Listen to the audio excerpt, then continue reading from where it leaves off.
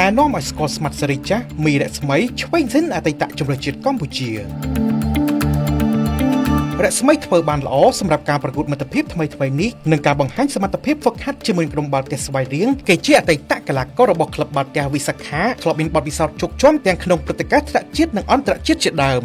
បច្ចុប្បន្ននេះត្រូវបានមហាជនចាប់អារម្មណ៍ឃើញថាកំពុងតែធ្វើបានល្អនិងមានភាពរីកចម្រើនសមត្ថភាពល្អប្រសើរបានខ្លះត្រឡប់មកវិញស្របពេលដែលខ្លួនគេផ្ទាល់កំពុងតែបុកនិងពង្រឹងទៅលើការហ្វឹកហាត់ដើម្បីប្រជែងពានសម្ដេចកីឡាហោមសខេងដែលនឹងចាប់ផ្ដើមក្នុងពេលឆាប់ៗនេះនៅពហុកីឡដ្ឋានជាតិត្បិតថាក្នុងនាមជាស្មាត់ល្អម្នាក់តែគេមិនបានជោគជ័យលើឆាកអន្តរជាតិទេទាំងនេះដោយសារតែបញ្ហារបួសចង្កេះហើយត្រូវបង្ខំចិត្តប្រកាសចូលនិវត្តន៍ពីអាជីពបាល់កាលពីឆ្នាំ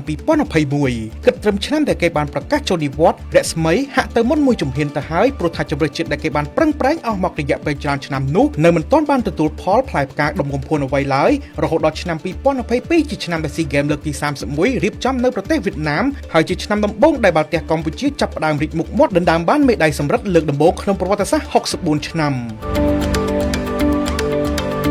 បើទោះប្រកាសចូលនិវត្តន៍ក្តីរស្មីតែងតែសង្ងំហ្វឹកហាត់និងលេងបាល់ទះក្រៅផ្លូវការមកជាហូរហែរហូតដល់ឆ្នាំ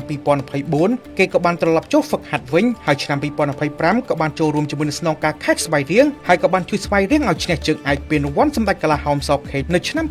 2025និងបានបំពេញភារកិច្ចជាមួយនឹងក្រុមចូលរួមប្រកួតប្រជែងពានតេជោលីកនៅឆ្នាំនេះផងដែរមីរស្មីបានចូលរួមជាមួយនឹងក្លឹបបាល់ទះសហភាពសហព័ន្ធយុវជនកម្ពុជាខេត្តព្រៃវែងក្នុងឆ្នាំ2013ដែលជាក្លឹបវិសាខានៅពេលនេះឯងគេធ្លាប់បានជាប់ជម្រើសជាតិទៅចូលរួមព្រឹត្តិការណ៍ស៊ីហ្គេមនៅឆ្នាំ2017នៅក្នុងទីក្រុងកូឡាឡាំពូប្រទេសម៉ាឡេស៊ីនិងឆ្នាំ2019នៅហ្វីលីពីន កីឡាករមានដើមកំណត់នៅស្វាយរៀងរូបនេះក៏បានទៅលេងនៅក្លឹបថៃ NK Fitness កាលពីឆ្នាំ2017ថែមទៀតផងកីឡាករដែលកំពុងតែបម្រើការងារជាប៉ូលីសចរាចរណ៍រូបនេះមានកម្ពស់ 1.87 m លេងនៅក្នុងតំណែងស្មាត់ឆ្វេងជាកីឡាករដែលកំពុងលេងនៅក្លឹបបាល់ទះខេត្តស្វាយរៀង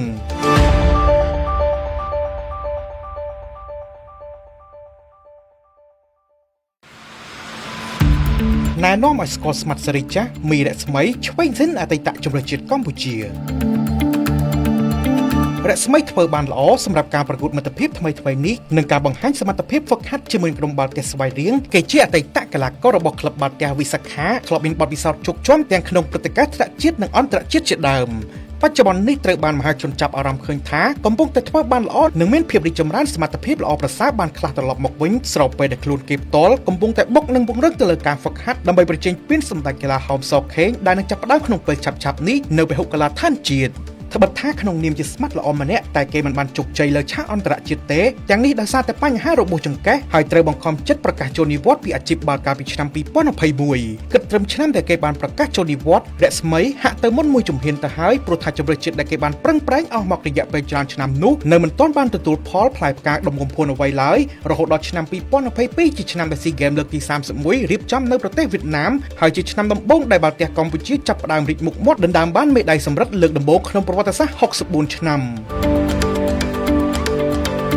បើទោះប្រកាសចូលនិវត្តន៍ក្តីរស្មីតែងតែសង្ងំហ្វឹកហាត់និងលេងបាល់ទះក្រៅផ្លូវការមកជាហូរហែរហូតដល់ឆ្នាំ2024គេក៏បានត្រឡប់ចូលហ្វឹកហាត់វិញហើយឆ្នាំ2025ក៏បានចូលរួមជាមួយនឹងស្នងការខេត្តស្វាយរៀងហើយក៏បានជួយស្វាយរៀងឲ្យឈ្នះជើងឯកពានរង្វាន់សម្ដេចកីឡាហោមសខេងនៅឆ្នាំ2025និងបានបំពេញភារកិច្ចជាមួយនឹងក្រុមចូលរួមប្រកួតប្រជែងពានតេជោលីកនៅឆ្នាំនេះផងដែរមីរស្មីបានចូលរួមជាមួយនឹងក្លឹបបាល់ទះសហភាពសហព័ន្ធយុវជនកម្ពុជាខេត្តព្រៃវែងក្នុងឆ្នាំ2013ដែលជាក្លឹបវិសាខានៅពេលនេះឯងគេធ្លាប់បានជាប់ជម្រើសជាតិទៅចូលរួមព្រឹត្តិការណ៍ស៊ីហ្គេមនៅឆ្នាំ2017នៅក្នុងទីក្រុងកូឡាឡាំពូប្រទេសម៉ាឡេស៊ីនិងឆ្នាំ2019នៅហ្វីលីពីនកីឡាករមានដើមកំណត់នៅស្វាយរៀងរូបនេះក៏បានទៅលេងនៅក្លឹបថៃ NK Fitness កាលពីឆ្នាំ2017ថែមទៀតផងកីឡាករដែលកំពុងតែបម្រើការងារជាប៉ូលីសចរាចរណ៍រូបនេះមានកម្ពស់ 1.87 m លេងនៅក្នុងតំណែងស្មាត់ឆ្វេងជាកីឡាករដែលកំពុងលេងនៅក្លឹបបាល់ទះខេត្តស្វាយរៀង